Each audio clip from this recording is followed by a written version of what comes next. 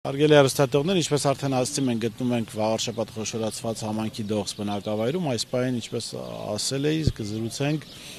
նախընտրական շտաբի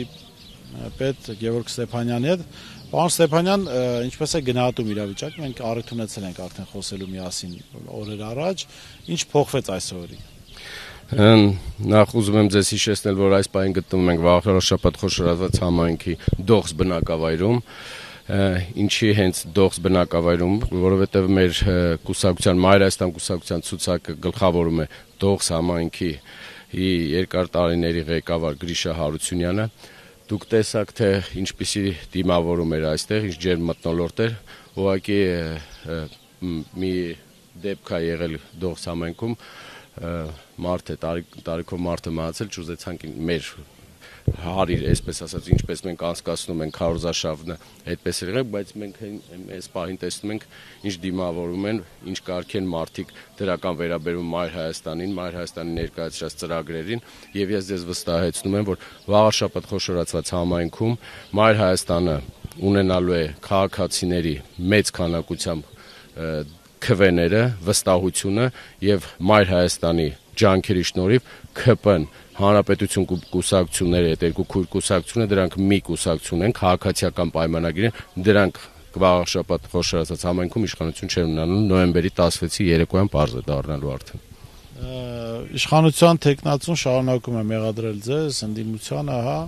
ինչն է անհանգստանում իրենց, միայն պարտությունը, թե այլ պատճառներ կան։ Քաղաքացիական պայմանագիրը ՔՊ-ի Արգիշտի Մեխակյանի, ընտեղ կա Դավիթ Խուդացյան եւ մարզպետը, այս երեք անձնավորությանը Մայր Հայաստան կուսակցությունը հանգիստ չի տալի, քանի որ իրենց բնորոշ գործելավոճը չեն կարող օգտագործեն մեր դեմ, իրենք այդպիսի բնավորություն են, չէ՞, մարդկանց պիտակավորել, թալանչիներ, կոռուպցիոներներ,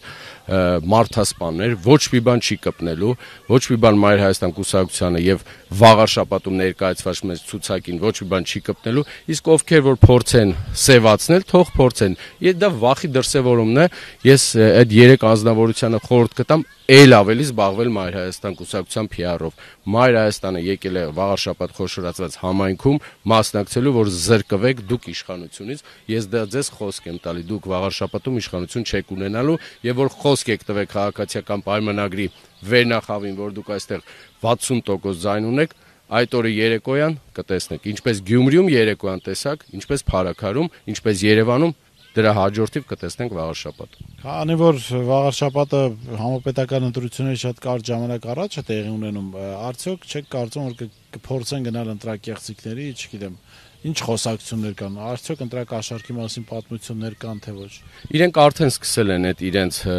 կեղտոտ գործելավոճը, վախեցնում են մարդկանց, դպրոցի ուսուցիչներ, դասատուներ, փոխտնօրեններ, բոլորին վախեցնում են մեր քարոզարշավին, ով մասնակցում է, ով մեզ ողջունում են, կանչում են մարզպետարան,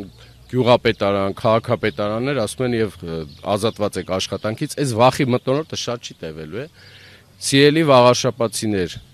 մենք ձեզ խոսք ենք տալի եւ մենք ձեզ հորդորում ենք։ Այդ